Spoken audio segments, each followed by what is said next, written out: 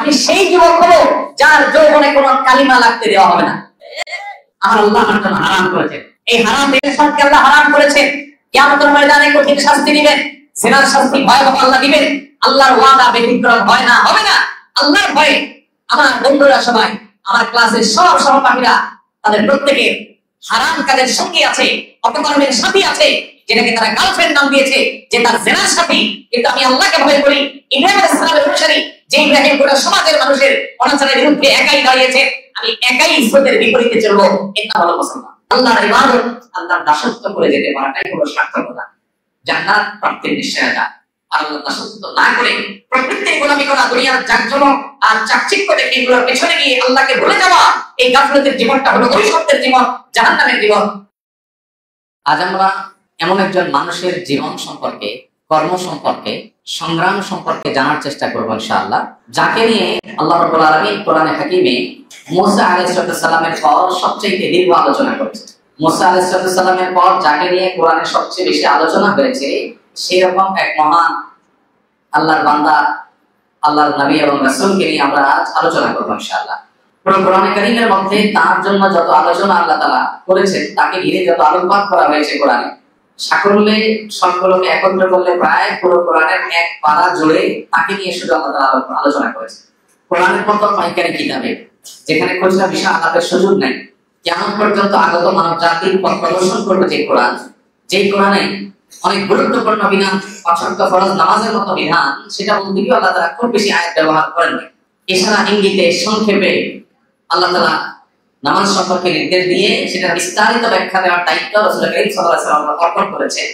কোরআনে যেখানে অতি গুরুত্বপূর্ণ বিষয়কেও এত সংক্ষেপে বলা হয়েছে, সেই কোরআনে যখন কোন নবী, কোন রাসূল, কোন ব্যক্তিকে নিয়ে কোরআনে কারীমের 30 ভাগের এক ভাগ, প্রায় এক পারা জুড়ে যদি কাউকে নিয়ে আলোচনা করা হয়, তাহলে বুঝতে হবে তার জীবন, তার দর্শন, তার আদর্শ, তার সংগ্রাম, তার কর্ম, এগুলো আমাদের জন্য শত সহস্র অগণিত শিক্ষা যোগায়, পথ প্রদর্শন করে, এবং সেটা আমাদের জন্য অতি গুরুত্বপূর্ণ। নাহলে আল্লাহ তাআলা এত আলোচনা একজনকে নিয়ে করতেন না। কোরআনে কারীমে আল্লাহ রাব্বুল আলামিন তার আলোচনার জন্য একটা সূরা নির্ধারণ করে দিয়েছেন, এবং এর বাইরে সূরা মারইয়াম, সূরা আম্বিয়া, সূরা তাহা, সূরা হজ, সূরা শুআরা, সূরা আনকাবুত, সূরা মুমতাহিনা, সূরা সাফফাত, সব সূরাতে তার আলোচনা আল্লাহ তাআলা করেছেন। তিনি হলেন আল্লাহর হাবিব, আল্লাহর খলিল, আল্লাহর নবী, আল্লাহর রাসূল ইব্রাহিম আলাইহিস সালাম। আমাদেরকে বড় বেশি ভালোবাসতেন তিনি। এই উম্মতের, অর্থাৎ উম্মতে মুহাম্মাদের পরম আপনজন, আমাদের স্বপ্নদ্রষ্টা ছিলেন, এবং তার সম্পর্কে আল্লাহ তাআলা কোরআনে বলেছেন, মিল্লাতা আবিকুম ইব্রাহিম। আদর্শ আমাদের কি হওয়া উচিত, নীতি আমাদের কি হওয়া উচিত, ধর্ম আমাদের কি হওয়া উচিত, সে সম্পর্কে আল্লাহ তাআলা আমাদেরকে দিক নির্দেশনা দিয়ে বলেছেন যে ইব্রাহিম আলাইহিস সালাম যিনি তোমাদের পিতা, আল্লাহ বলেছেন যিনি তোমাদের পিতা, ইব্রাহিম আলাইহিস সালাম, তার মিল্লাত, তার ধর্ম, তার জীবন দর্শন, ওয়া সাম্মাকুল মুসলিমিন, তিনি সেই ব্যক্তি ইব্রাহিম আলাইহিস সালাম যিনি আমাদেরকে মুসলিম বলে নামকরণ করেছেন। আমরা যদি মুসলিম, এই নামকরণ করেছেন কে? ইব্রাহিম আলাইহিস সালাম। আমাদের নামটা রেখেছেন যিনি আমাদের স্বপ্নদ্রষ্টা ছিলেন, যাকে আল্লাহ তাআলা আমাদের পিতা বলে পরিচয় দিয়েছেন। মিল্লাত আবিকুম বলতে মুসলিম জাতি, গোটা মুসলিম মিল্লাত, গোটা মুসলিম উম্মাহ কিয়ামত পর্যন্ত যারা আসবে সবার পিতা, নাকি আরবের যারা ছিলেন সে আরব জাতির পিতা? এখানে মুফাসসিরদের মধ্যে একাধিক মত আছে। অনেকে বলেছেন এখানে আরব জাতির পিতা বোঝানো হয়েছে, কারণ তার বংশধরদের মধ্যেই ইসমাঈল আলাইহিস সালাম, তার বংশ থেকেই মুহাম্মদ সাল্লাল্লাহু আলাইহি সাল্লাম এবং পরবর্তী প্রজন্মে এবং তার আগের প্রজন্মের যারা ছিলেন তারা এসেছেন। এই জন্য তাদেরকে লক্ষ্য করে বলা হয়েছে যে মিল্লাত আবিকুম ইব্রাহিম। যদিও আয়াতের পরামর্শ হুয়া সাম্মাকুমুল মুসলিমিন, এখানে তিনি তোমাদের মুসলিম বলে নামকরণ করেছেন, এটা আরবদের জন্য খাস না, বরং গোটা মুসলিম জাতিকেই আল্লাহ তাআলা উদ্দেশ্য করে বলেছেন যে তোমাদেরকে মুসলিম নামকরণ করেছেন। এজন্য তিনি আমাদের আদর্শিক পিতা, গোটা বিশ্বের মুসলমানদের আদর্শিক পিতাকে ইব্রাহিম আলাইহিস সালাম। আল্লাহ রাব্বুল আলামিন তার আলোচনা কোরআনে প্রিয় নবী সাল্লাল্লাহু আলাইহি সাল্লামের মক্কি জীবনের একেবারে শুরুর দিক থেকে, মক্কি জীবন থেকে নিয়ে শুরু করে মাদানী জীবনের শেষ পর্যন্ত তার আলোচনা আল্লাহ তাআলা নাযিল করেছেন। কত গুরুত্বপূর্ণ হলে এটা সম্ভব হয়? নবী করিম সাল্লাল্লাহু আলাইহি সাল্লামের জীবনীকে দুই ভাগে ভাগ করা হয়, একটা মাক্কি জীবন আর একটা হলো মাদানী জীবন। মাক্কি জীবন বলা হয় নবী সাল্লাল্লাহু আলাইহি সাল্লামের জীবনের সেই বছরগুলোকে, যে বছরগুলো তিনি মক্কায় কাটিয়েছেন নবুয়তের দায়িত্ব বুঝে। আর মাদানী জীবন বলা হয় নবী সাল্লাল্লাহু আলাইহি সাল্লামের জীবনের সেই বছরগুলোকে, যে বছরগুলো তিনি হিজরত করে মদিনায় আসার পর থেকে ওয়াফাত পর্যন্ত অতিবাহিত করেছেন, সেগুলো হলো 10 বছর। আর মক্কাতে কাটানো বছরগুলো কতগুলো? মোট 43। আর নবুয়তের দায়িত্ব বলে পর থেকে নিয়ে 13 বছর। ইব্রাহিম আলাইহিস সালামের জীবনী, তার জীবনের বিভিন্ন পাঠ অংশ এত গুরুত্বপূর্ণ যে আমাদের প্রিয় নবী মুহাম্মদ সাল্লাল্লাহু আলাইহি সাল্লামকে আল্লাহ তাআলা কঠিনতম সময়ে মক্কার জীবনেও ইব্রাহিম আলাইহিস সালামের কথা বলেছেন, তার জীবনে শুনিয়েছেন। তার মানে মানুষের জীবনে যখন দুঃখে থাকে, কষ্টে থাকে, বিপদে থাকে, তখনও ইব্রাহিম আলাইহিস সালামের জীবনী তার জন্য আদর্শ। আবার যখন নবী সাল্লাল্লাহু আলাইহি সাল্লাম মদিনার জীবনে গিয়েছেন, তুলনামূলক বিপদ একটু কমেছে, তখনও আল্লাহ রাব্বুল আলামিন তার সামনে ইব্রাহিম আলাইহিস সালামের ঘটনাগুলি তুলে ধরেছেন। তাহলে এখান থেকে বোঝা যায় যে ইব্রাহিম আলাইহিস সালাম আমাদের জন্য আদর্শ হিসেবে কত গুরুত্বপূর্ণ। তিনি সেই মহান সত্তা যিনি মুআজ্জিনুল হজ ছিলেন, যিনি হজের ঘোষক ছিলেন। আল্লাহ রাব্বুল আলামিন যাকে নির্দেশ করেছেন, ওয়াআযযিন ফিন নাসি বিল হজ ইয়াতুকা রিজালান ওয়া আলা কুল্লি দামিরিন ইয়াতিনা মিন কুল্লি ফাজ্জিন আমিন। আল্লাহ বলেছেন, ইব্রাহিম, কাবা নির্মাণ শেষ হয়েছে, আপনি এবার বিশ্বের সব মানুষকে ঘোষণা দিন, ওয়াআযযিন ফিন নাসি বিল হজ, লোকদিগকে, বিশ্ববাসীকে হজের ঘোষণা দিন। আপনার ঘোষণায় তারা আসবে পায়ে হেঁটে, দূর-দূরান্ত থেকে, বিভিন্ন ভাবে। সুবহানাল্লাহ, এই একটা আয়াতের দিকে যদি আমরা খেয়াল করি, আমাদের ঈমানের মিটার তর্তম করে উপর দিকে উঠে যাওয়ার কথা। আল্লাহ তাআলা যখন ইব্রাহিম ইসলামকে হজের ঘোষণা দেওয়ার নির্দেশ করেছেন, তখন মক্কায় তেমন কোনো মানুষের বসতি, উল্লেখযোগ্য মানুষের বসতি ছিল না। হাতে গোনা কিছু মানুষ, কিছু বণিক ব্যবসায়ীরা যারা পরবর্তীতে তাদের সাথে যুক্ত হয়েছে, খুবই সীমিত। আল্লাহ বলছেন, দূর-দূরান্ত থেকে, বিভিন্ন প্রান্ত থেকে আসবে মানুষ, আপনি ঘোষণা দেন। ভাইরা আমার, সেই যুগে মাইকও ছিল না, ফেসবুক, ইউটিউবও ছিল না, টেলিভিশন, রেডিও, মিডিয়া এগুলো কিছুই ছিল না। তিনি একটা পাহাড়ের উপরে, অনেকে বলেছেন সেটা জাবাল আবু কুবাইস, অনেকে বলেছেন আরো বিভিন্ন পাহাড়ের কথা, সেগুলোর উপর উঠে তিনি আল্লাহর নির্দেশ পালন করে ও দুনিয়ার মানুষ সবার মধ্যে তিনি আযানের ঘোষণা, এই হজের ঘোষণা দিয়ে দিয়েছেন। এখন প্রশ্ন হলো, আল্লাহ যে তাকে বললেন যে আপনি ঘোষণা দেন, মানুষ আপনার ঘোষণা শুনে হজ করতে আসবে। আমরা বলে বলতাম, আল্লাহ, আমি যে ঘোষণা দেব, এই মক্কায় পাহাড় ছাড়া কিচ্ছু নেই। তখন তো বসতি ছিল না। প্রথম বসতি তার পরিবার, হাজার এবং ইসমাঈল আলাইহিস সালাম, মা এবং দুধের শিশু, এই দুইজন হলো মক্কার প্রথম বসতি। তাদের আগে তারা যখন সেখানে বসতি স্থাপন করেন, তখন মক্কা শুধুমাত্র জঙ্গল আর পাহাড়, জনমানব শূন্য একটা উপত্যকা। এরপর সামান্য কিছু মানুষ তাদের সাথে এসে যুক্ত হয়েছে, যারা ব্যবসায়ী ছিলেন। সহিহ বুখারীতে বিস্তারিত বর্ণনা আছে, সে আলোচনা আমরা পরে আসবো। যে কথা আসলাম সেটা হলো, ইব্রাহিম ইসলামকে যে আল্লাহ বললেন আপনি ঘোষণা দেন, আপনার ঘোষণা শুনে মানুষ হজ করতে আসবে, এই বাইতুল্লাহ নামাজ পড়তে আসবে। বাহ্যিক দৃষ্টিকোণ থেকে এই নির্দেশের যৌক্তিকতাটা কি বুঝে আসছে মাথায় ধরে? এই মানুষ জন্য উপত্যকায় খালি গলায় ঘোষণা দিলে গোটা দুনিয়া থেকে মানুষ কিভাবে আসবে? আমাদেরকে যদি এরকম নির্দেশ দেওয়া হতো, আমরা হয়তো বলতাম, আল্লাহ এ কেমন কথা, আমাদের বলতেছেন ঘোষণা দিতে সবাই আসবে, তো মাইক দেন, ফেসবুক দেন, ইউটিউব দেন, নেট কানেকশন দেন, তাহলে মানুষ কিভাবে ঘোষণা শুনবে? কিন্তু তিনি আল্লাহ রাব্বুল আলামিনের প্রতি এত বিশ্বাসী ছিলেন, ঈমান এত অটল ছিল, এত অবিচল ছিল, তার বিশ্বাস এত দৃঢ় ছিল। আল্লাহ যেহেতু ঘোষণা দিতে বলেছেন এবং এই ঘোষণার পর পৃথিবীর প্রান্ত প্রান্তর থেকে মানুষ আসবে, এটাও যেহেতু আল্লাহই বলেছেন, অতএব আমি আমার ঘোষণা দেই, কে শুনলো না শুনলো সেটা আমার দেখার বিষয় না। এর আওয়াজ আল্লাহ ঘরে ঘরে পৌঁছাবেন। ইব্রাহিম আলাইহিস সালামের হজের আহ্বান এখন পৃথিবীর প্রত্যেকটা অঞ্চলে, প্রতিটা জনপদে পৌঁছেছে না পৌঁছায়নি? তিনি সেই নবী, যে নবী আমাদের ঈমানের শিক্ষক, যিনি আমাদের তাওহীদের শিক্ষক, যিনি হজের ঘোষক, যার গুণ, যার বৈশিষ্ট্য ঘন্টাকে ঘন্টা বলার পর আমরা শেষ করতে পারবো না। তার নাম ছিল ইব্রাহিম, আর তার বাবার নাম কোরআনে যেটা বর্ণিত হয়েছে সেটা ছিল আযার। এটা নিয়ে অনেক আলাপ মুফাসসিররা করেছেন, আমরা সেদিকে না যাই। তিনি জন্মগ্রহণ করেছেন ইরাকের বাবিল নামক শহরে। কোরআনে একটা শহরের নাম এসেছে, সেটার নাম কি? বাবিল। এই ইরাকের বাবিল শহরে তিনি জন্মগ্রহণ করেছেন।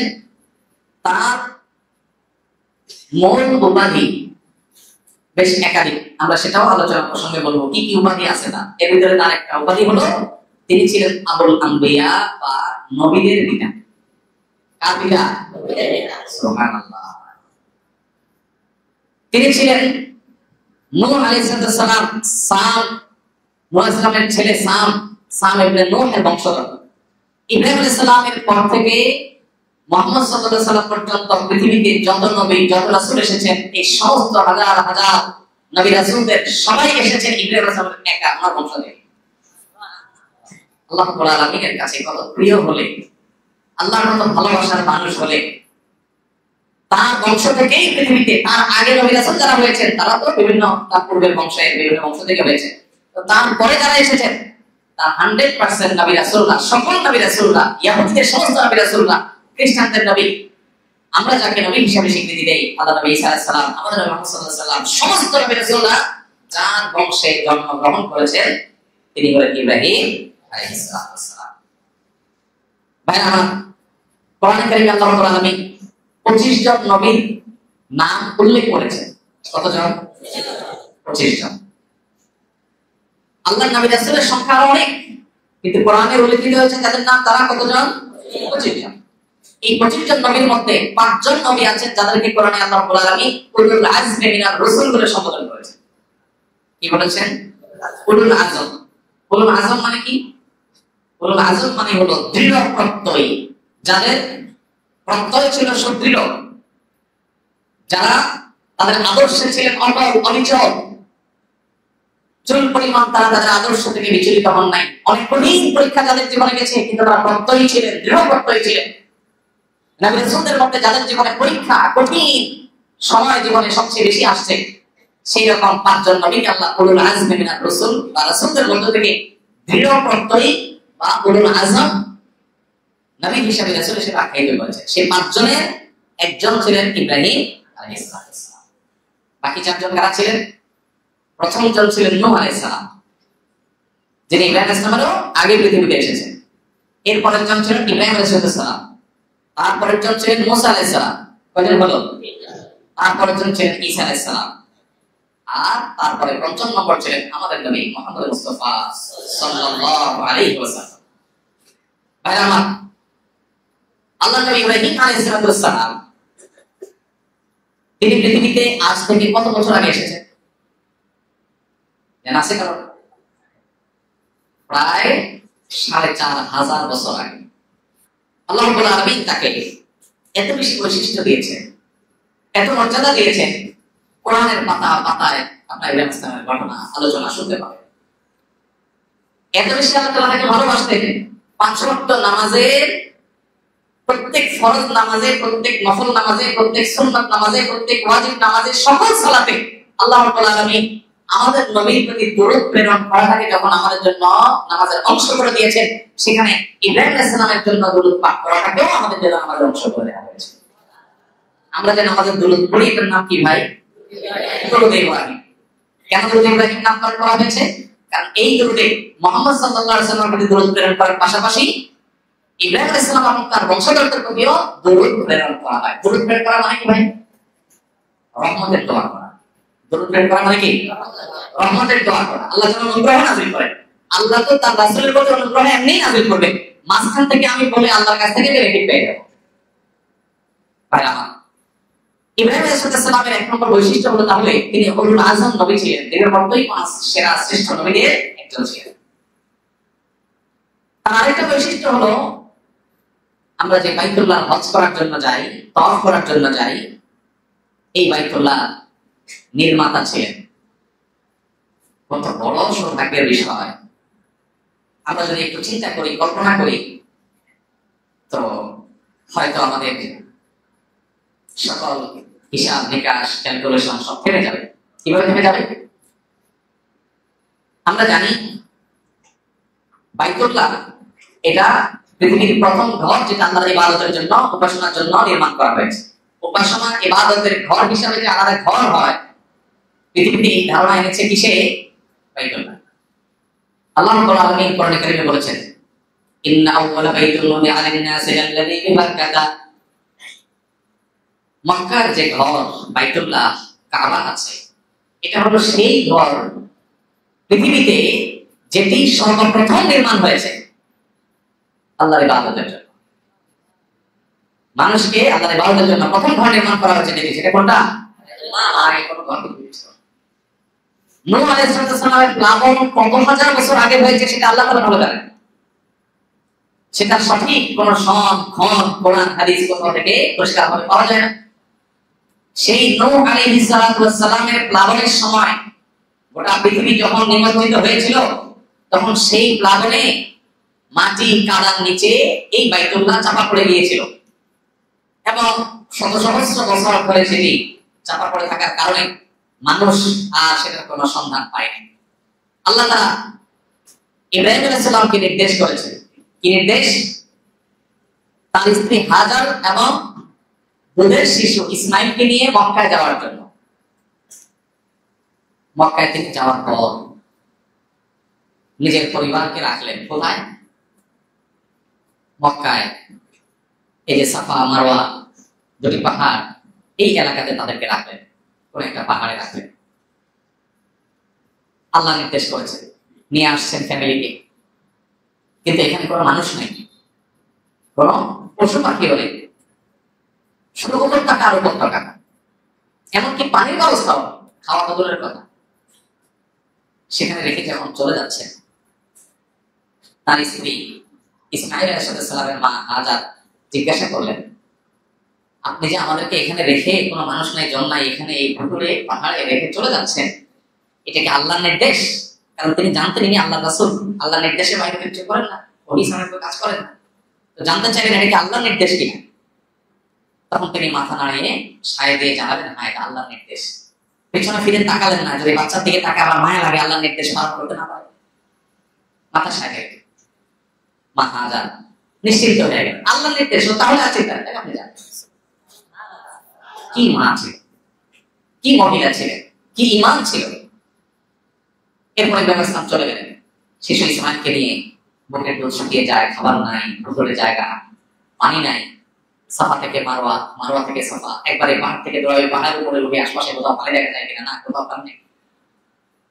এভাবে 7 বার তিনি সাফা এবং মারওয়া চক্কর দিলেন পানির সন্ধানে। আমরা এখন উমরা বা হজ করতে গেলে 7 চক্কর দেই, সেই 7 চক্করের অনুসরণ। এরপর আল্লাহ রাব্বুল আলামিন অলৌকিকভাবে আজকে যে জমজমের পানি আমরা পান করছি, 4500 বছর ধরে যেখান থেকে কোটি কোটি মানুষ, অগণিত মানুষ পান করছে, এই পানির সন্ধান আল্লাহ তাআলা দিলেন সাফা মারওয়ার মধ্যবর্তী জায়গায়। পানির ব্যবস্থা হয়ে গেছে, আলহামদুলিল্লাহ, টেনশন নেই। যখন পানির সেখানে আল্লাহ তাআলা অলৌকিকভাবে পানি সেখান থেকে বের করলেন। সাধারণত মরুভূমি বা পাহাড়ি অঞ্চলে, উপত্যকার অঞ্চলে কোথাও পানি থাকলে সেখানে পাখিদের ঝাঁক থাকে, বনে জঙ্গলে কোথাও পানি থাকলে সেখানে পশুদের ঝাঁক থাকে। এখানে যেহেতু পানি পাওয়া গেছে, পাখিরা বিভিন্ন জায়গা থেকে এসে পানি পান করবে। কোনো একটা মুসাফিরদের দল যারা কোনো দেশে ব্যবসা বাণিজ্য করতে গেছে, সেখান থেকে যাচ্ছিল, তারা দেখছিল যে দূর থেকে কোথাও পাখি উড়াচড়া করছে। তখন তারা বললেন এখানে পানি আছে। আসলে তারা কাছাকাছি এসে দেখে, আরে সর্বনাশ, শুধু পানি না, একটা ছোট ফুটফুটে দুধের বাচ্চা নিয়ে একজন মহিলা আছে। তারা এলাকাটা দেখে খুব পছন্দ করলো। আসলে সব তো আল্লাহ তাআলার হিকমত, আল্লাহই তাদের বান্দাদেরকে পাঠাচ্ছে। বললেন যে আমরা এখানে বসবাস করতে চাই। ওই তিনি একা একা আল্লাহ পাঠিয়ে দিচ্ছেন, আমরা এখানে বসবাস করতে চাই, আপনি অনুমতি দিবেন কিনা। দেখেন সেই যুগের মানুষের মধ্যেও কি ম্যানাজ ছিল যে উনি যেহেতু আগে এখানে আছেন, অতএব এখানে থাকতে হলে ওনার পারমিশন নিতে হবে। ওনার পারমিশন নিলেন, উনি বললেন থাকতে পারো, তবে পানির ব্যাপারটা, পানি এটা আমার, এখন আমার নিয়ন্ত্রণে থাকবে। তিনি দিলে পান করবেন, না দিলে না পান করবেন, কারণ অনেক কষ্ট করে জিনিসটা আবিষ্কার করেছেন। এরপর তারা সেখানে বসবাস শুরু করলো, মক্কা আবাদ করা শুরু হয়ে গেল। ভাই আমার ইব্রাহিম সালামের আলোচনা আসলে একদিন সকাল থেকে বিকাল পর্যন্ত হওয়া দরকার। শুরু করতে করতে 3-4 রকম লাগবে, এত কথা। একবার যেখানে কোরআনে আল্লাহ তাআলা কথা বলেছেন, সেটা আমরা আধা ঘন্টা 1 ঘন্টা কেমনে বলবো, তারপরে সংক্ষিপ্ত বলা। এই যে মক্কা আবাদ করা শুরু হলো, যে মক্কায় কোনো মানুষ ছিল না, যে মক্কায় কোনো মানুষ ছিল না, সে মক্কা ভূতলে নগরী যেখানে জনমানব শূন্য উপত্যকা ছিল, বাইতুল্লাহ যেখানে মাটির নিচে চাপা পড়ে গেছে, সেখানে ইব্রাহিম আলাইহিস সালামের স্ত্রী হাজার এবং ছেলে ইসমাইলকে দিয়ে আল্লাহ তাআলা আবাদ করা শুরু করলেন। আল্লাহ তাআলার কাছে তিনি দোয়া করলেন ইব্রাহিম আলাইহিস সালাম, রব্বানা ইন্নী আসকানতু মিন যুররিয়্যাতি বিওয়াদিন গায়রি যী যার'ইন 'ইনদা বাইতিকাল মুহাররাম। আল্লাহ, আপনার সম্মানিত ঘরের কাছে আমি আমার পরিবারের সদস্যদেরকে রেখে আসলাম, যেখানে কোনো ফল নাই, ফসল নাই, খাওয়া কিছু। এরপর অংশ কি? রব্বানা ওয়াজআল আফইদাতান মিনান নাসি তাহওয়ি ইলাইহি। আর ঠিক আছে, হাফেজ করে হাফেজ নাকি সবাই হাফেজ না? আল্লাহ রাব্বুল আলামিনের কাছে দোয়া করলেন, আল্লাহ আমার পরিবারকে যেহেতু এই জনমানব শূন্য উপত্যকায় রেখে গেলাম, যেখানে কোনো ফল ফসল নাই, আপনি তাদেরকে ফল ফসল দিয়ে রিজিক দেন, আর মানুষের মনগুলোকে এই নগরীর সাথে এমন ভাবে সম্পৃক্ত করে দেন, এমন ভালোবাসা সৃষ্টি করে দেন মানুষের অন্তরে এই নগরের প্রতি, যাতে মানুষ এই শহরটাকে ভালোবাসে। দোয়াটি কবুল হয়েছে না হয় নাই? কি হওয়াটা হয়েছে?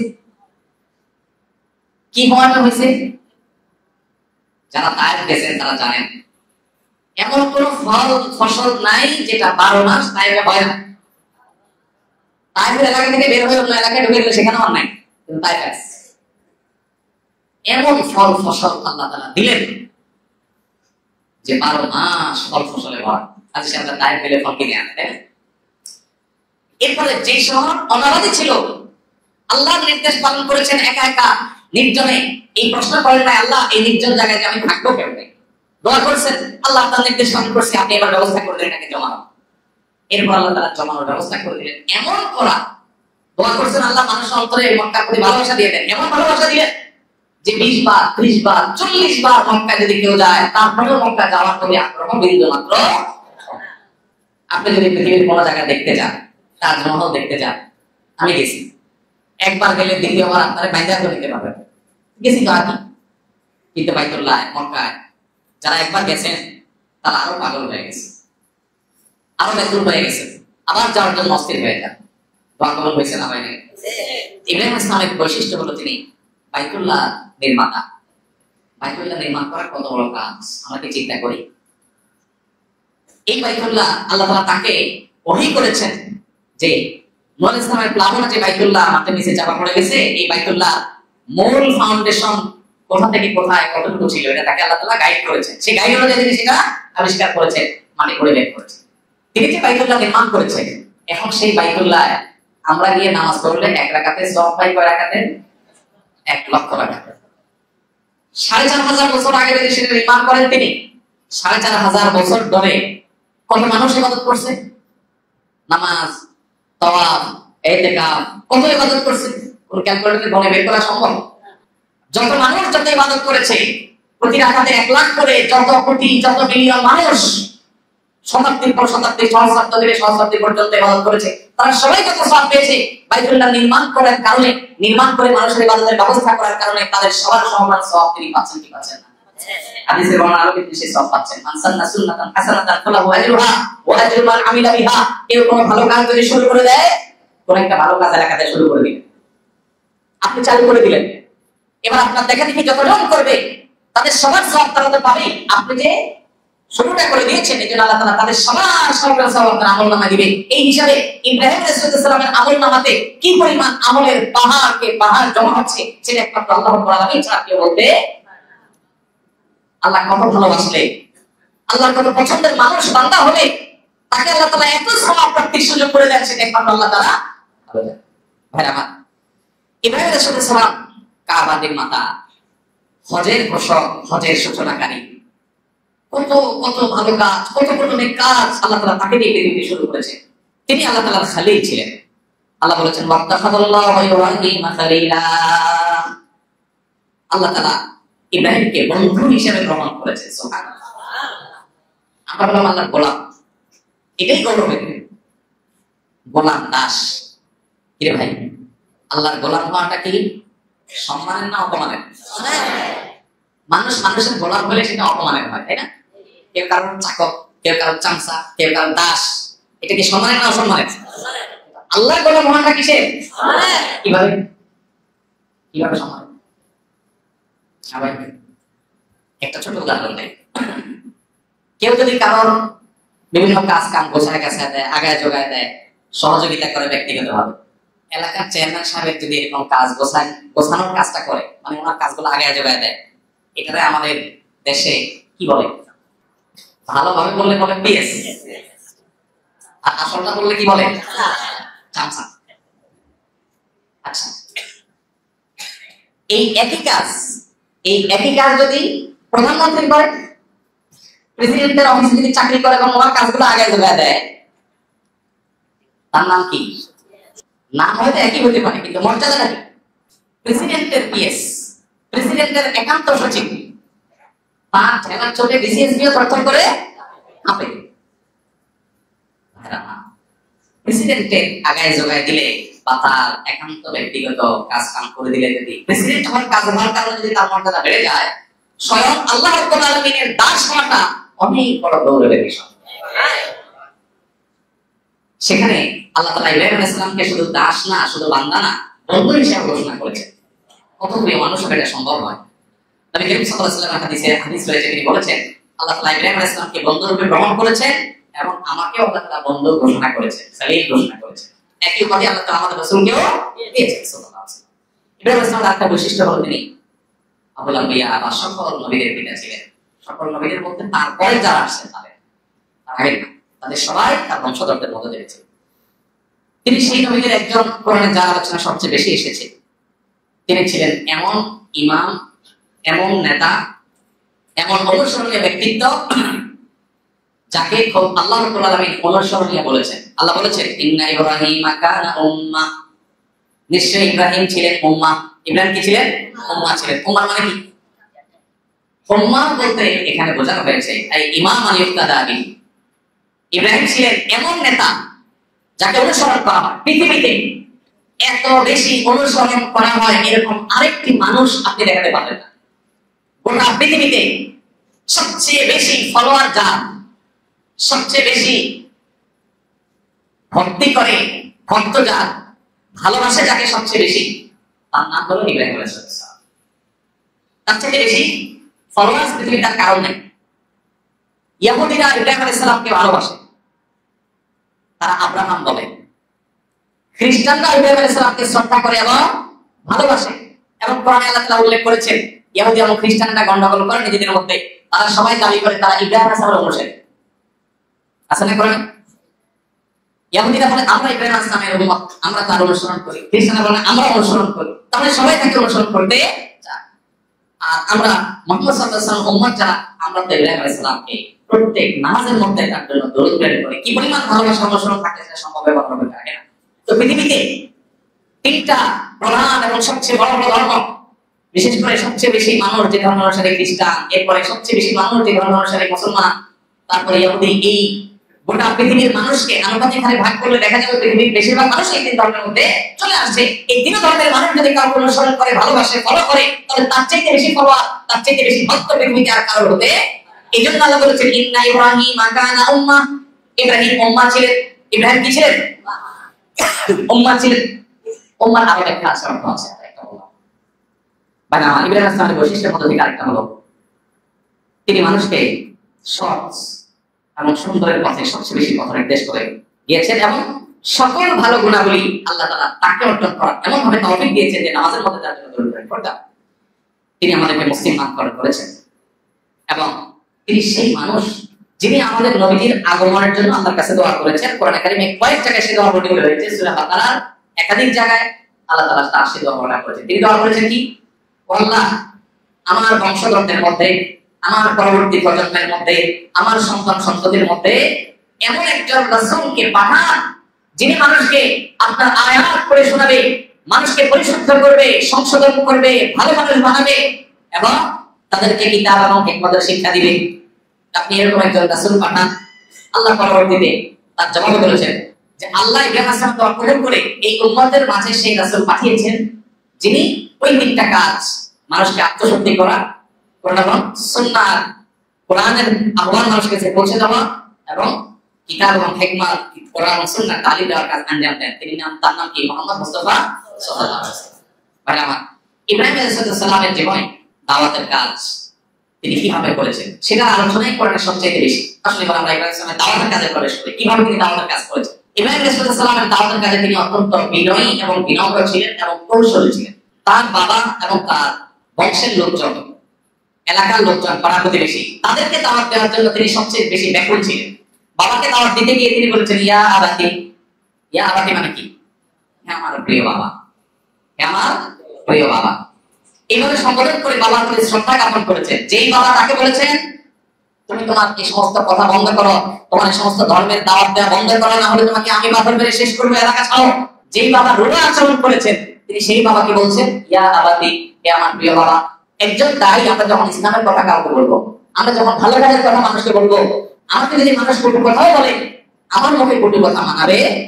আমি যেহেতু দাওয়াতের কাজ করছি অতএব আমি কোমল ভাবে দাওয়াতের কাজ করবো। এই জন্য আল্লাহ তাআলা কোরআনে কারীমে মুসা এবং হারুন আলাইহিস সালামকে বলেছেন ফাকুল্লা লাহু কাউলান লাইয়িনা, আপনারা দোনো ভাই গিয়ে ফিরআউনের মতো কাফেরকেও কথা যখন বলবেন কোমল ভাবে বলবেন। এজন্য ইসলামের কথা, দাওয়াতের কথা আমরা মানুষকে যখন বলবো তখন বিনয় এবং কোমলতার সাথে বলতে হবে। ইব্রাহিম ইসলামের জীবন থেকে সে শিক্ষা পাওয়া যায়। শুধু তাই নয়, তিনি বাবার প্রতি এতটা অনুগত সন্তান ছিলেন। বাবা মুশরিক ছিলেন, শিরকে লিপ্ত ছিলেন।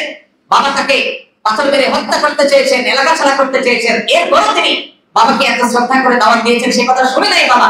তারপরেও বলছেন বাবা আমি তোমার জন্য আল্লাহর কাছে অবশ্যই ক্ষমা চাইবো, আল্লাহ যেন তোমাকে মাফ করেন। যদি আল্লাহ তাআলা পরবর্তীতে তাকে তাম্বিহ করেছেন মুশরিকের জন্য ক্ষমা চাওয়া যায়, কিন্তু তিনি সেই তাম্বিহ যখন জানতেন না, আল্লাহ নিষেধাজ্ঞা আসার আগে তিনি বাবার জন্য ক্ষমা চাওয়ার কথা পর্যন্ত বলেছেন। এরপরে তার এলাকার লোকজনকে যখন দাওয়াত দিয়েছেন তাদেরকে বলেছেন দেখো তোমরা মূর্তি পূজা করো না, তোমরা প্রতিমা পূজা করো না, তোমরা কোনো মানুষের পূজা করো না, কোনো সৃষ্টির পূজা করো না। তোমরা পূজা করবে, ইবাদত করবে, উপাসনা করবে কার? একমাত্র আসমান জমিনের মালিকের আল্লাহর ইবাদত করবে, আর কারণ নয়। তাওহীদের এই শিক্ষা বারবার করে দিয়েছেন, কিন্তু যতবার দিয়েছেন তাদের তেনামি, তাদের গোলামি, তাদের হটকারিতা সেটা আরো বেড়েছে। তারা যখন আকাশের তারকা পূজা করত তিনি তাদেরকে বোঝাবার জন্য অসাধারণ উপায়ে অত্যন্ত কৌশলের সাথে তাদেরকে দাওয়াত দিলেন। আকাশের তারকা দেখে যখন তিনি বললেন এই তারকার কিছুক্ষণ পরে যখন তারকা ডুবে যায় আকাশে, তারকা কি সারা রাত দিন 24 ঘন্টা থাকে আকাশে? যখন তারকা ডুবে গেল তিনি বললেন যে যে ডুবে যায় সে আবার আমার রব কিভাবে হবে? যে নিজে হারায় যায় সে আবার কিসের সৃষ্টিকর্তা হতে পারে? এরপরে তিনি বললেন চাঁদ দেখে তো অনেক বড়, অনেক আলো দেয়, তাহলে এটা রব হতে পারে কিনা? এরপরে যখন চাঁদও ডুবে গেল বললেন না যে ডুবে যায় সে তো রব হতে পারে না। সূর্যের বেলা একই কথা বললেন, আমল করলেন। এটার উপরে আমল আমাদের নবী সাল্লাল্লাহু আলাইহি সাল্লাম করেছেন। ইব্রাহিম ইসলাম যেটা করেছেন তার সুন্নতের উপর আমল করেছেন কে? আমাদের নবী মুহাম্মদ সাল্লাল্লাহু আলাইহি ওয়াসাল্লাম। কোথা? উহুদের যুদ্ধের পরে, যেটাকে গোজওয়ায়ে হামরাউল আসাদ বলা হয়। উহুদের যুদ্ধের পর মক্কার মুশরিকরা একটা গুজব ছড়াই দিল মুসলমানদের মধ্যে ভয় সৃষ্টি করবার জন্য। এমনি এই যুদ্ধে মুসলমানরা নানা দিক থেকে পর্যদস্ত হয়েছে, 70 জন সাহাবী শাহাদাত বরণ করেছে, অনেক মূল্যবান ব্যক্তিকে মুসলমানরা হারাইছে, রাসূল আকরাম সাল্লাল্লাহু আলাইহি ওয়াসাল্লামের দান মোবারক ভেঙে গেছে, বিপর্যস্ত হয়েছে, মন ভাঙা, মনে কষ্ট নিয়ে মদিনা ফিরছে। এর মধ্যে মক্কার মুশরিকরা খবর পাঠাইছে যে ইন্নান নাসা কাদ জামাউ লাকুম ফাখশাউহুম, মানুষরা একত্র হয়েছে, মক্কার মুশরিকরা তোমরা ভয় করো, ত্রাস সৃষ্টি করার চেষ্টা করছে। নবী করিম সাল্লাল্লাহু আলাইহি ওয়াসাল্লাম তখন বলেছেন, কি বলেছেন? হাসবিয়াল্লাহু ওয়া নি'মাল ওয়াকিল, আল্লাহ আমার জন্য যথেষ্ট, আল্লাহ আমার জন্য হাসবুনাল্লাহ, আল্লাহ আমার জন্য যথেষ্ট। যখন নবীজি এই কথা বললেন এরপর আল্লাহ তাআলা বলেছেন যে যখন তারা এই আয়াত পড়ে আল্লাহর কাছে আল্লাহর প্রতি আস্থা এবং ভরসা প্রকাশ করালো, আল্লাহ বলেছেন যে তারা আল্লাহ তাআলার নিয়ামত নিয়ে ফিরে গেছে এবং লাম ইয়ামসাসহুম সু, তাদের কোনো ক্ষতি হয় নাই, কোনো বিপদ আসে নাই, তারা নিরাপদ ছিল। কারণ কি বলেছে? হাসবি আল্লাহ বলেছে। এজন্য আমরা এখান থেকে শিক্ষা নিয়ে আমাদের জীবনের উপর আমল করব ইনশাআল্লাহ। আল্লাহ আমাদেরকে আমল করার তৌফিক দান করুন। আরে আমল পায় গেল, বিপদে আপদে মুসিবতে ভয় তৈরি হলে আমরা কি বলবো? হাসবিয়াল্লাহু ওয়া নি'মাল ওয়াকিল। অনেক মানুষ যদি হয় একসাথে তাহলে বলবেন হাসবুনাল্লাহু ওয়া নি'মাল ওয়াকিল, আল্লাহ আমাদের জন্য যথেষ্ট, তিনি আমাদের এই কাজ সমাধান করার জন্য সবচেয়ে উত্তম। ভাই আমার, তো ইব্রাহিম আলাইহিস সালামকে দেখেন তিনি দাওয়াতের কাজ করতে গিয়ে আগুনে নিক্ষেপ করা হলো। এরপর সেখান থেকে আল্লাহ তাআলা উদ্ধার করলেন। এলাকাবাসী তখন চিন্তা করছে বাপরে আগুনে ফেললাম সেখান থেকে রক্ষা পেয়ে গেছে, তারা একরকম হাল ছেড়ে দিচ্ছে যে না তাহলে এর সাথে তারা এরপরে ইমান আনে। কপাল পড়া হলে কি আল্লাহ এত বড় কুদরত দেখার পরেও ইমান আনে। এই করোনার সময় কত কুদরত আমরা দেখেছি কিন্তু আমাদের বুঝে ভাই আমার খুব কম মানুষই শিক্ষা গ্রহণ করেছে। এরপরে ইরাকের যে বাবিল এলাকায় তিনি জন্মগ্রহণ করেছেন, সেই বাবিল শহরের যে রাজা ছিল নমরুদ, পৃথিবীর ক্ষমতাধর রাজাদের একজন ছিল। এই পাপিষ্ঠ এই রাজা, সে নিজেকে সৃষ্টিকর্তা দাবি করে বসলো, মাবুদ দাবি করে বসলো, এবং বললো যে আমি সৃষ্টিকর্তা, আমি সব। নাউযুবিল্লাহ। এই ঘটনা যখন ইব্রাহিম ইসলাম তিনি জানলেন, এবং ইব্রাহিম ইসলাম কথা যখন সে শুনছে যে ইব্রাহিম ইসলাম দাওয়াত দিচ্ছে এক আল্লাহর প্রতি, তখন তাকে ডেকে পাঠাইলেন। ডেকে তার সাথে একটা বাহাস হলো, মুনাজারা, বিতর্ক হলো। বিতর্কের বিষয়বস্তু কি? সে দাবি করে সে আল্লাহ, সে সৃষ্টিকর্তা, আর ইব্রাহিম ইসলাম বলেন না, তুমি সৃষ্টিকর্তা কে? আল্লাহ। এবার সে বলে, দেখো তোমার সৃষ্টিকর্তা কি পারে? ইব্রাহিম আলাইহিস সালাম বলেন, ইন্নাল্লাহা ইউহয়ি ওয়া ইউমীত। আমার আল্লাহ যিনি মহান সৃষ্টিকর্তা, সৃষ্টিকর্তা শুধু এক সত্তা, একজন। তিনি মানুষকে জীবন, তিনি সবাইকে জীবন দেয়, আবার মৃত্যু তিনিই দেয়। জীবন মরণের মালিক তিনি। নমরুদ এটা শুনে জেল থেকে দুজন মানুষকে ডেকে নিয়ে আসছে, যাদের মৃত্যুদণ্ডের অর্ডার হয়ে গেছে, মৃত্যুদণ্ড কার্যকর হবে। এই টাইমে বললো, যাও একজনকে ছেড়ে দিলাম, আরেকজনকে মেরে ফেললাম।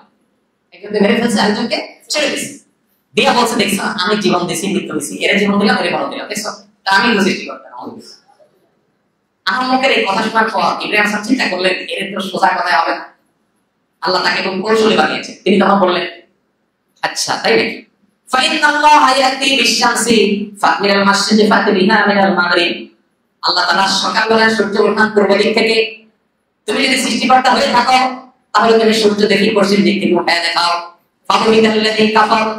এরপরে তার কোন জবাব না, জবাব হয়েছে। এভাবে ইব্রাহিম আলাইহিস সালাম দাওয়াতের কাজ করেছে। একা একা একজন মানুষ, একটা সমাজ, একটা কুফরি শক্তি, শিরকি শক্তির বিরুদ্ধে কিভাবে দাঁড়াতে হয়, সেই শিক্ষা যদি আপনার নিতে হয়।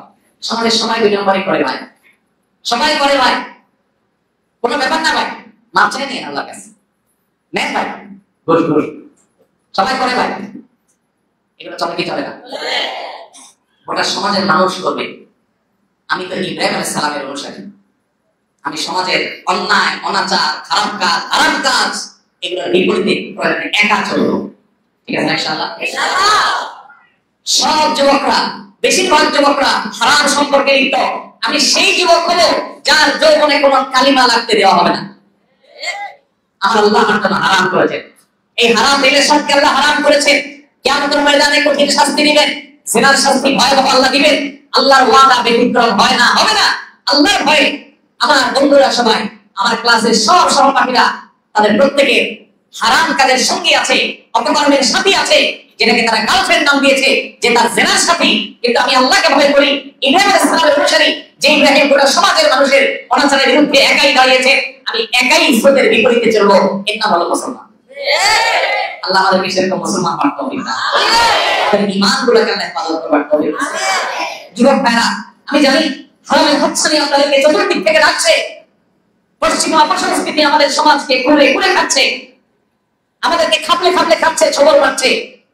বিজ্ঞাপনের নামে আপনাকে উস্কায়, নাটকের নামে আপনাকে উস্কায়, সিনেমার নামে আপনাকে উস্কানি দেয়, আপনাকে নানাভাবে আপনার চরিত্রকে নষ্ট করবার চেষ্টা করে। মনে রাখবেন, মুসলিম যুবকের সবচেয়ে বড় আধ্যাত্মিক স্পিরিচুয়াল শক্তি, এটা সে হেফাজত করতে পারে যখন সে তার চরিত্রকে হেফাজত করতে পারে।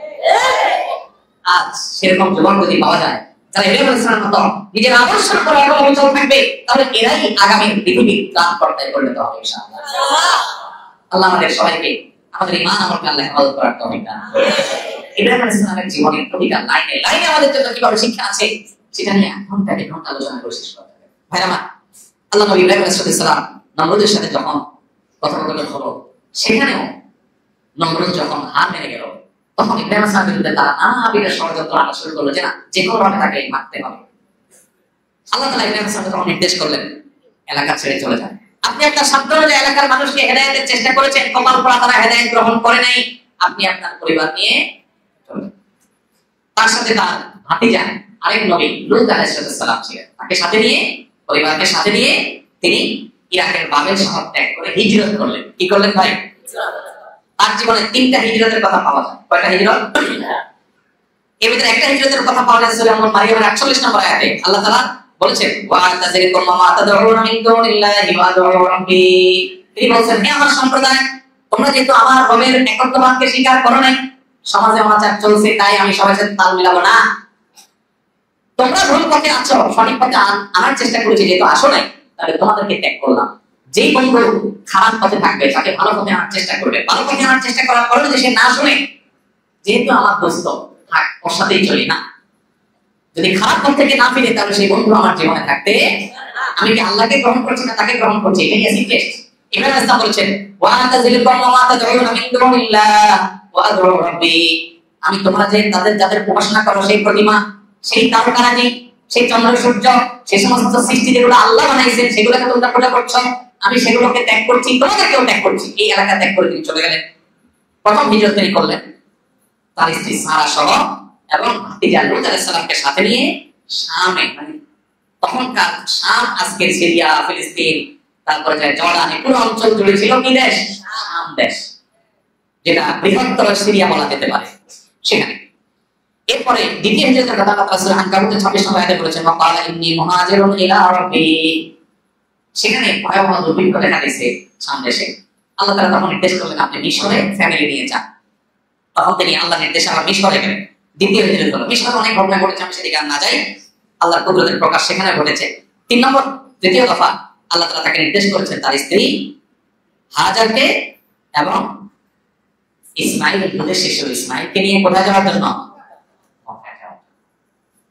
এই যে মক্কা যাওয়ার জন্য বলেছেন, সেটা হলো তৃতীয় হিজরত। তাহলে ইরাকের বাবেল থেকে শাম দেশ, সেখান থেকে মিশর, তারপরে তিনটা হিজরত তার জীবনে ছিল।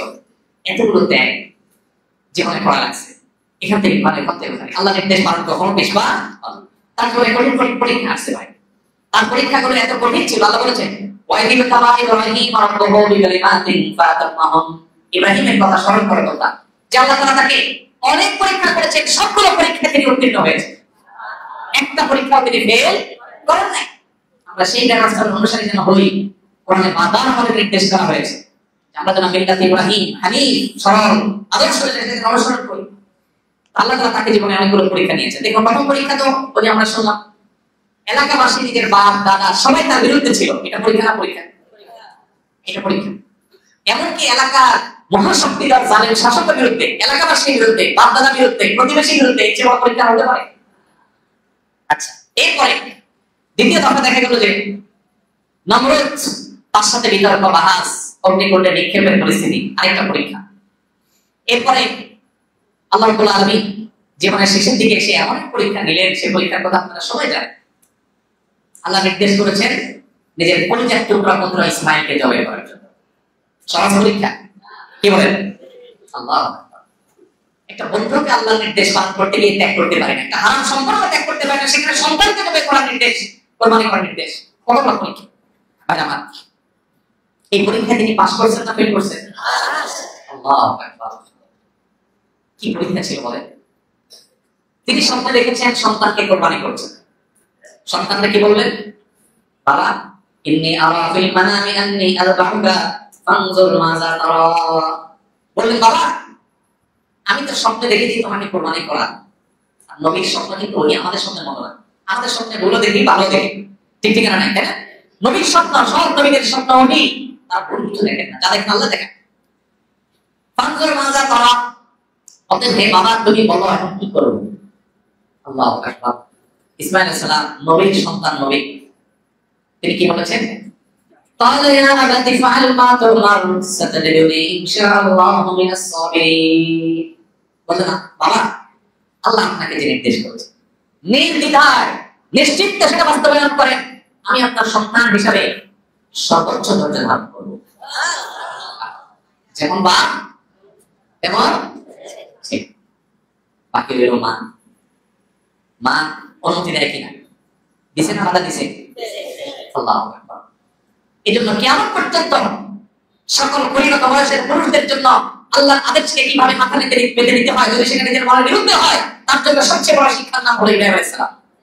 গোটা পৃথিবীর মাতৃ জাতির জন্য, মায়ের জাতির জন্য, মায়েদের জন্য, বোনদের জন্য আল্লাহর আদেশের সামনে কিভাবে নিজের কলিজার টুকরাকেও কোরবান করতে হয়, তার জন্য সবচেয়ে উত্তম আদর্শের নাম হলো ইব্রাহিম আলাইহিস সালামের স্ত্রী হাজার। এরপরে আসে গোটা পৃথিবী তরুণদের জন্য, যুবকদের জন্য আল্লাহর পক্ষ থেকে আল্লাহর আদেশের সামনে কিভাবে অবলম্বিত থাকতে হয়, নিজের সবচেয়ে প্রিয় জিনিসটাকে কিভাবে ত্যাগ করতে হয়, তার সবচেয়ে বড় শিক্ষা তরুণদের জন্য রেখে গেছেন কে? ইসমাঈল আলাইহিস সালাম। তরুণ ভাইরা আমার, আল্লাহর নির্দেশের সামনে স্যাক্রিফাইস করা শিখবো তো ইনশাআল্লাহ। একজনের সাথে হারাম রিলেশন আছে, কিন্তু আল্লাহর অনুমোদন নেই, হয় বিয়ে আর না হলে সম্পর্ক ঠিক না। বন্ধুর সাথে অনেক জিগরি দোস্তি, কিন্তু বন্ধু আমার খারাপ অভ্যাস আছে, খারাপ করে, নামাজ পড়ে না, আল্লাহর ভয় নাই, মুসলমানিত্ব নাই, আল্লাহর জন্য সেই বন্ধুকে কাট করে দিতে পারা, এটা হলো ইব্রাহিম আলাইহিস সালামের আদর্শের শিক্ষা। মনে রাখবেন, নিজের মনে যা চায় সেটা গোলামি করার নাম, প্রবৃত্তির দাসত্ব করার নাম মনুষ্যত্ব নয়। এটা যে কেউ করতে পারে। প্রকৃত বাহাদুরি বীরত্ব হলো নিজের মনের বিরুদ্ধে যুদ্ধ করে সেই যুদ্ধে জয়ী হওয়া। আল্লাহ আমাদেরকে সেই তৌফিক দান করুন। ইব্রাহিম আলাইহিস সালাম, তাকে আল্লাহ তাআলা কঠিন পরীক্ষা দিয়েছেন, সেই পরীক্ষা তিনি জিতেছেন। সন্তান জবে হয় নাই, আল্লাহ তাকে পরীক্ষা করেছেন যে আল্লাহর জন্য তিনি কতটা স্যাক্রিফাইস করতে পারেন। নিজের জীবনের সবথেকে বড় স্যাক্রিফাইসটা তিনি করে দেখিয়েছেন। এই জন্য আল্লাহ বলেছেন, ওয়াইদিন কালা ইব্রাহিম রাব্বুহু বিকালিমাতিন ফাতাম্মাহুন। আল্লাহ যত পরীক্ষা তার কাছ থেকে নিয়েছেন, সবগুলোতে তিনি পাস করেছেন। এরপরে তার জীবনে আরেকটা পরীক্ষা ছিল, ওই যে আগুনের নিক্ষেপ, যেটা আমরা একটু আগে শুনলাম। আরেকটা পরীক্ষা ছিল, মিশরে যখন হিজরত করে গেছেন, সেখানে জালেম শাসক তার স্ত্রীকে আটক করেছে এবং তার হারাম লিপসা করার দুঃসাহস দেখিয়েছে। তিনি সেখানে অটল ছিলেন, অবিচল ছিলেন, ভয় পায় যান নাই, শক্ত হাতে সেটা দমন করেছে এবং আল্লাহ হেফাজত করেছে, তার মহৎ আল্লাহ প্রকাশ করেছে। এরপর জীবনের আরেকটা কঠিন পরীক্ষা এর মাঝে হয়েছে, সেটা হলো পরিবারকে জনমানব শূন্য মক্কার শূন্য উপত্যকায় রেখে আসা। আল্লাহর নির্দেশটা মানাটা সহজ ছিল না, করেছিল, কিন্তু সেই নির্দেশটা তিনি পালন করেছেন না করেন না? এমনি এমনি আল্লাহর খলিল হন নাই, এমনি এমনি আল্লাহর বন্ধু হন নাই, অনেক পরীক্ষা দিয়ে, অনেক অ্যাসিড টেস্ট পার হয়ে তারপর তিনি আল্লাহর খলিল হয়েছেন। আল্লাহ বলে এর সঙ্গে ভাই আমাদের যেতে হবে, আমরা সবাই আল্লাহর কাছে চলে যাবো। ইব্রাহিম আলাইহিস সালাম আল্লাহর কাছে চলে গেছেন, আমাদেরকেও যেতে হবে। এই পৃথিবীতে আমরা কেউ থাকবো না, ভাই।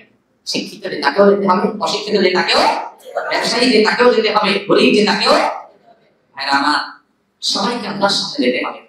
আল্লাহর ইবাদত, আল্লাহর দাসত্ব করে যেতে পারাটাই হলো সার্থকতা, জান্নাত প্রাপ্তির নিশ্চয়তা।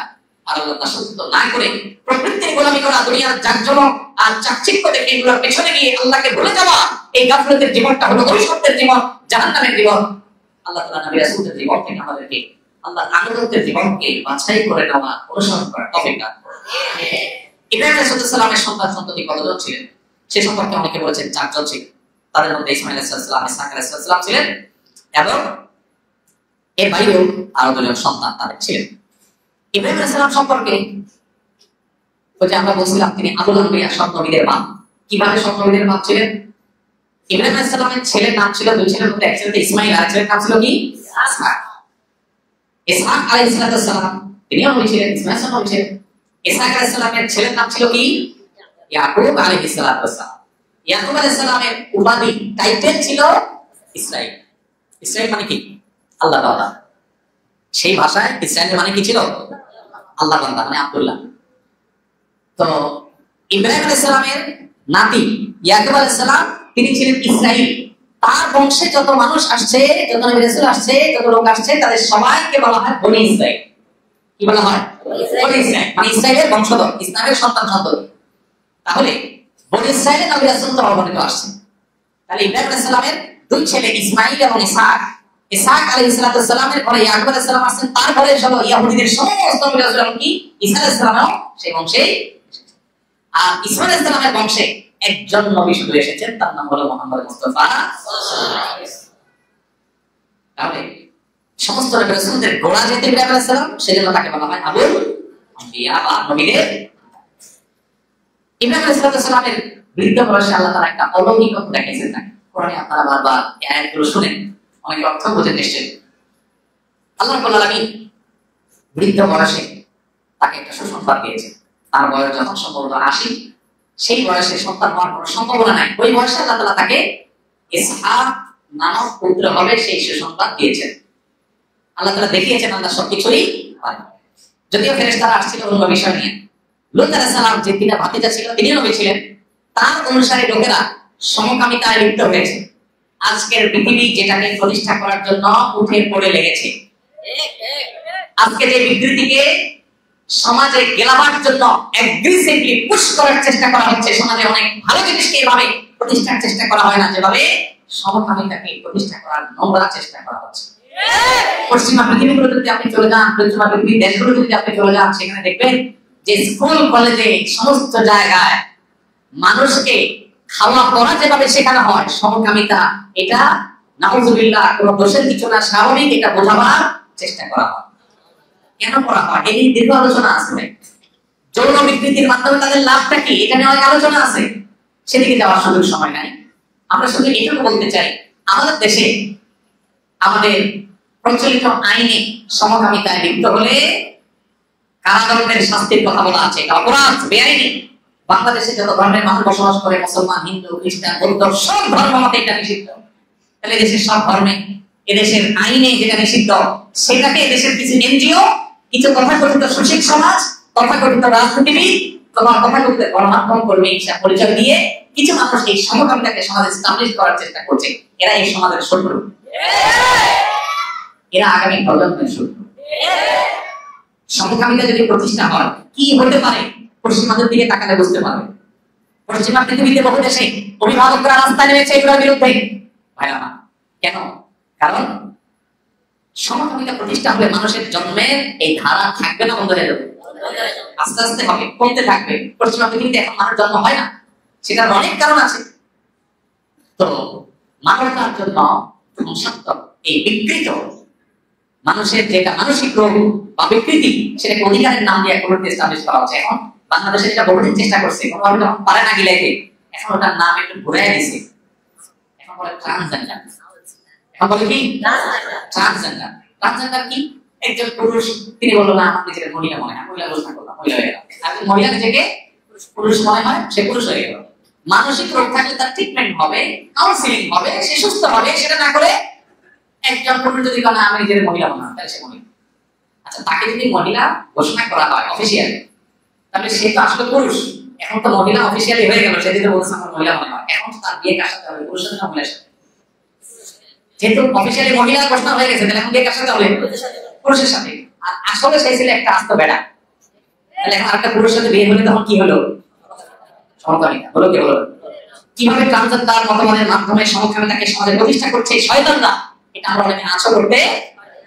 এই যে জুলাই আন্দোলনে যারা মারা গেছে, আহত হয়েছে, তাদের যে তালিকা করার জন্য সরকারিভাবে স্বাস্থ্য মন্ত্রণালয় থেকে যে ওয়েবসাইটে যে লিংক দেওয়া হয়েছে, ওখানে পর্যন্ত ড্রপ ডাউনে দেখা যায় যে মেল, ফিমেল, আর 3 নম্বর আরেকটা কি, এই চিন্তা করেন কয়টা ট্রান্সজেন্ডার মরছে।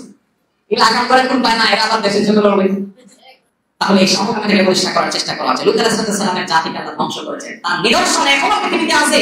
কেউ জড়ানে গিয়ে দেখতে পারে কিভাবে তাদেরকে আল্লাহর গজব ধ্বংস করেছে। আল্লাহ রেখে দিয়েছেন সেগুলোকে। ভাই আমার, লূত আলাইহিস সালামের জাতির উপরে আযাব নিয়ে যখন ফেরেশতারা আসছেন, ইব্রাহিম হাসান বাড়িতে আগে গেছেন, তিনি মনে করছেন তারা মানুষের আকৃতি ধরে আসছে, তিনি মনে করছেন মেহমান আসছে, তারপরে এগুলো ছাগলটাকে গুনাহ করে সামনে আসছে। এরপর থেকে খায় না, বলে মেহমানরা খান না কেন?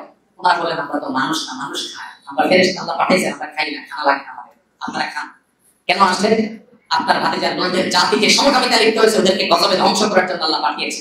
তখন ইব্রাহিম আসলামকে প্রসঙ্গত সুসংবাদ দিলেন, আরেকটা সুসংবাদ আপনার জন্য আছে, সেটা হলো আল্লাহ আপনাকে বার্ধক্য বয়সে একটা সন্তান দিবে এবং তার নাম হবে ইসমাঈল। তো আল্লাহ তাআলা ইব্রাহিম আসলামকে সেটা দিয়েছেন। তার গুণাবলী কি ছিল আমরা শেষ করব, সময় অনেক হয়ে গেছে। ইব্রাহিম আসলামের গুণাবলীটা বলে শেষ করার পরে একটা ছিল হলো ধীরস্থিরতা, শান্ত মেজাজের। এই জন্য তিনি সফল হয়েছেন সব ক্ষেত্রে। দেখেন, মাথা গরম করেননি, এলাকাবাসী এত হটকারিতা করছে, এত বাড়াবাড়ি করছে, তিনি পাল্টা বলেন নাই যে তোমাদেরকে আমি শেষ করে দেবো। এই জন্য দাওয়াতের কাজ যারা করে তারা কি হতে হবে? শান্তশিষ্ট এবং সফলকারী হতে হবে। দ্বিতীয়ত, সন্তান হিসাবে যেমন আদর্শ ছিলেন, বাবা হিসাবে তেমন আদর্শ ছিলেন। সন্তান হিসাবে নিজের বাবা এত উল্টা পাল্টা করেছে, তারপরে বলতেন ইয়া আবার দেই না আমার প্রিয় বাবা। অর্থাৎ বাবার প্রতি অশ্রদ্ধা কখনো করতেন না। আজকাল তো ছেলেমেয়েরা নিজের মনের একটি বিরুদ্ধে গেলে বাবার সাথে চোখ উল্টায় কথা বলে। আবার সন্তানের জন্য তিনি আদর্শ পিতা ছিলেন। তার সন্তানদের তিনি দ্বীন শিখিয়েছেন, ঈমান শিখিয়েছেন, স্যাক্রিফাইস শিখিয়েছেন, কুরবানি শিখিয়েছেন। ইসমাঈল ইসলামকে কিরকম ঈমান শিখিয়েছেন যে আল্লাহর রাহে কুরবানি হতে তিনি প্রস্তুত ছিলেন। আমরা তো আজকাল কোরআনে শুধু ভোগ শিখাই। আমি সবসময় বলি ভাইরা, বাচ্চাদেরকে আল্লাহর রাস্তায় ভোগ শিখাবেন, ত্যাগ শিখাবেন। কি শিখাবেন? ত্যাগ। ভোগ করার জন্য কোনো যোগ্যতা লাগে না, ত্যাগের জন্য কি লাগে? যোগ্যতা। ভোগ ফকিরের ছেলে মেয়েও করতে পারে, গরিবের ছেলে মেয়েও ত্যাগ সহায় পারে। সন্তানদের কষ্ট সহিষ্ণু শিখাবেন, শুধু আরাম শিখাবেন না। আরাম শিখাইলে সবসময় সে আরাম পাবে না, একসময় ব্যারাম পাবে। তখন কিন্তু সে টিকতে পারবে না। এই জন্য পোলাপানরে স্যাক্রিফাইস শেখাবেন, কষ্ট সহিষ্ণু শেখাবেন। ইব্রাহিম সেই কাজটা করতেন। 3 নম্বর, তার মধ্যে দৃঢ় বিশ্বাস ছিল, একই ছিল। একবার তিনি আল্লাহকে বললেন, আল্লাহ আপনি রব্বি আরিনি কাইফা তুহয়িল মাউতা, আল্লাহ আমাকে একটু দেখান তো আপনি কিভাবে মৃতকে জীবিত করবেন, কেমন তো আপনি করবেন জানি, আমি একটু দেখতে চাই। আল্লাহ বলেন, আওয়ালাম তুমিন, আপনার কি বিশ্বাস হয় না আমি মৃতকে জীবিত করতে পারবো? তেমন আল্লাহ বলেন, হ্যাঁ অবশ্যই আল্লাহ আমি বিশ্বাস করি, ওয়ালা কাল্লিয়াত মাইন্না কালবি, আমার অন্তর যাতে একটু প্রশান্ত হয় এটা দেখতে চাচ্ছে। আল্লাহ বলেন ঠিক আছে, চারটা পাখি নেন, জবাই করে টুকরা টুকরা করে 4 পায়ে রাখেন, এরপর এগুলাকে আল্লাহ বলছেন যে আমার নামে ডাক দেন, সবাই জীবিত হয়ে আসবে। তারা এসছে, আল্লাহর কুদরতের প্রকাশ আল্লাহ তার কাছে ঘটিয়েছে। ভাইরা ইব্রাহিম আলাইহিস সালামকে এর মাধ্যমে আল্লাহ তাআলা দৃঢ় ঈমান ওয়ালা বানিয়েছেন। তার ঈমানের শক্তি ছিল অনেক সবল এবং শক্তিশালী, তার বাহাদুরি বীরত্ব ছিল অনেক বেশি, সবর ছিল অনেক বেশি, তার তাওয়াক্কুল ছিল আল্লাহর প্রতি অনেক বেশি। এইজন্য অগ্নিকুণ্ডে নিক্ষেপের সময় বলেছেন আল্লাহ আমার জন্য যথেষ্ট। তার হিকমত এবং ধৈর্য ছিল অসীম। তাকে আল্লাহ বলেছেন তিনি হানিফ ছিলেন, তার আদর্শ ছিল সরল সঠিক। এজন্য বলেছেন ওয়াকালু কুনু হুদান ওয়া নাসারা তাহতাদু কুল বাল মিল্লাতা ইব্রাহিম হানিফা মুসলিমা ওয়া মা কানা মিনাল মুশরিকিন। আল্লাহ আমাদেরকে নির্দেশ করেছেন, ইহুদি খ্রিস্টান সবাইকে নির্দেশ করেছেন যে ইব্রাহিমের ধর্ম এবং আদর্শ অনুসরণ করবা, যেটা সরল সঠিক ইসলামের দিকে গেছে, তাওহীদের দিকে গেছে, সেটা শিরক থেকে মুক্ত। আল্লাহ তাআলা তাকে বলেছেন তিনি ধৈর্যশীল ছিলেন, আল্লাহর দিকে ধাবমান ছিলেন, দুনিয়ামুখী ছিলেন না, খাই খাই আমরা যেরকম করি এরকম ছিলেন না, তিনি আল্লাহমুখী ছিলেন। আল্লাহ বলেছেন ইন্না ইব্রাহিম লাআওয়াহুন হালিম, ইব্রাহিম আল্লাহর দিকে ধাবমান ছিলেন এবং হালিম ছিলেন, চরম ধৈর্যশীল ছিলেন। তিনি ছিলেন সুস্থ অন্তর অধিকারী, তার মনে কোনো বক্রতা ছিল না, দুই নম্বরই ছিল না, মুনাফিকি ছিল না, শিরক ছিল না, পবিত্র ছিল তার অন্তর। এজন্য আল্লাহ বলেছেন ইব্রাহিম যখন তার রবের কাছে এসেছে পরিচ্ছন্ন অন্তর নিয়ে এসেছে। আল্লাহ কোরআনে বলেছেন ইয়াউমা লা ইয়ানফাউ মালুন ওয়ালা বানুন ইল্লা মান আতাল্লাহু বিকলবিন সালিম, কিয়ামতের দিন আল্লাহর কাছে যদি কেউ সুস্থ অন্তর নিয়ে যায়, যে অন্তরে হিংসা নাই, দুনিয়ার মোহ নাই, খারাপ জিনিস নাই, সে নাজাত পাবে। সন্তান সম্পদ মানুষকে নাজাত দিতে পারে। সালাম সম্পর্কে আল্লাহ আরো সার্টিফিকেট দিয়েছেন, তিনি মেহমান নওয়াজ ছিলেন। এখানে নবী সাল্লাল্লাহু আলাইহি ওয়াসাল্লাম জিজ্ঞাসা করেছেন ফেরেশতাকে, আল্লাহ তাআলা ইব্রাহিমকে খলিল হিসেবে কেন ঘোষণা করেছেন? বলেছেন তিনি মানুষকে খানা খাওয়াইতেন, খানা খাওয়া পছন্দ করতেন, মেহমান নওয়াজ ছিলেন, যে ফেরেশতারা আসলে মেহমান নওয়াজি করতেন। এরপর আল্লাহ তাআলা তাকে বলেছেন তিনি রাশিদ ছিলেন, সত্য পথের দিশা আল্লাহর পক্ষ থেকে তিনি পেয়েছেন, ভালো কথাই বলতেন, ভালো কথাই চলতেন। আল্লাহ বলেছেন ওয়ালা তাআতাইনা ইব্রাহিম আল-হুদা মিন ক্বাবলু ওয়া কুননা বিহি আলিমিন, ইব্রাহিমকে আমি হেদায়েত দিয়েছি, সঠিক পথ ছাড়া ভুল পথে তিনি যেতেন না। এবং আল্লাহ তাআলা তার সম্পর্কে আরো বলেছেন ওয়াকুল ইবাদানা ইব্রাহিম ওয়া ইসহাক ওয়া ইয়াকুব ওয়া উলিল আইদি ওয়াল আবসার, ইব্রাহিম, ইসহাক এবং ইয়াকুব তারা বাপ বেটা, এরা সবাই ছিলেন উলিল আইদি, শক্ত হাত। শক্ত হাত বলতে আল্লাহর আনুগত্যের ক্ষেত্রে তারা দৃঢ় ছিলেন এবং অন্তর্চক্ষু সম্পন্ন ছিলেন। আল্লাহ তাআলা তার বৈশিষ্ট্য বলতে গিয়ে আরো বলেছেন তিনি সত্যবাদী ছিলেন। ওয়াকুল ফি কিতাব ইব্রাহিম ইন্নাহু কানা সিদ্দীকান নাবিয়্যা, ইব্রাহিম আলাইহিস কথা স্মরণ করো যে তিনি ছিলেন সত্যবাদী নবী, কখনো মিথ্যা বলতেন না এবং আল্লাহর একত্ববাদের বাইরে কখনো বিশ্বাস রাখতেন না। ওয়া ইন্নাহু ফিল আখিরাতি লামিনাস সালিহিন, আল্লাহ বলেছেন আখিরাতে নেককারদের অন্তর্ভুক্ত হবে। ভাই ইব্রাহিম আলাইহিস সম্পর্কে আসলে কথা আমি যেটা বলেছি 2-5 ঘন্টা করে শেষ করা যাবে না, আমরা শেষ করি। ইব্রাহিম আলাইহিস সালাম আল্লাহ তাআলার কাছে অনেক দোয়া করেছেন, কোরআনে সেই দোয়াগুলো উল্লেখ আছে। দোয়াগুলো বলতে আমরা অনেক সময় হয়ে গেছে, আমি সেদিকে যাচ্ছি না, আপনারা অনলাইনে সার্চ করবেন ইব্রাহিমের দোয়াগুলো, কিছু অনেক দোয়া আছে এবং তার সেই দোয়াগুলো আমাদের জীবনে খুব গুরুত্বপূর্ণ। তিনি আল্লাহর কাছে প্রত্যেকটা দোয়া করে তার কবুল হয়েছে। ওই যে দোয়া করেছেন রব্বানা ওয়াসিহি রাসূলা, রাসূল পাক আল্লাহ দোয়া কবুল করেছেন না করেননি, এভাবে বিভিন্ন দোয়া আল্লাহর কাছে করেছে। দেখুন মানুষ তো নিজের ছেলে মেয়ে চিন্তা করে, ইব্রাহিম আলাইহিস সালাম তার পরবর্তী বংশধরের জন্য আল্লাহ তাআলার কাছে দোয়া করেছেন। যুররিয়া বলতে পরবর্তী বংশধর, ছেলে মেয়ে, তাদের বংশ যারা আছে সব স্বামী, তাদের সবার হেদায়েতের জন্য তিনি দোয়া করেছেন। আমাদের জীবনে থেকে আমরা 4-5টা ছোট ছোট করে শিক্ষা জেনে শেষ করি। নাম্বার 1 তাওহীদ, আল্লাহর একত্ববাদ। এক্ষেত্রে কোনো ছাড় স্যাক্রিফাইস চলবে না। আল্লাহই আমার সৃষ্টিকর্তা, আল্লাহই আমার বিধানদাতা, আল্লাহই আমার মালিক, আল্লাহ আমার পালনকর্তা। গোটা পৃথিবী, গোটা দুনিয়ার সকল সভ্যতা একসাথে হয়ে, গোটা পৃথিবীর সকল শক্তি একসাথে হয়ে যদি আমাকে কোনো কিছুকে দেখায় একভাবে, আর আল্লাহ যদি আমাকে অন্যভাবে বলে আমি আল্লাহর পথেই চলবো, সেটা আমার কাছে বুঝে আসুক অথবা ইব্রাহিম আলাইহিস সালামকে আল্লাহ অনেকগুলো নির্দেশ করেছেন, বুঝে আসে নাই। ওই যে বলছেন মুআজ্জিন ফিন নাসি বিল হাক, বলুন না, বুঝে আসছে কিন্তু তিনি দিয়েছেন, কাজ হয়েছে না হয় নাই। আল্লাহ তাআলা তাকে সন্তান জবাই করার নির্দেশ দিয়েছেন, বুঝে আসছিল কিন্তু তিনি সফল হয়েছেন না হয় নাই। এবং জীবনের প্রত্যেকটা ক্ষেত্রে আল্লাহর নির্দেশের সামনে অটল অবিচল থাকার সবচেয়ে বড় শিক্ষা ইব্রাহিম আলাইহিস সালামের জীবনে আছে।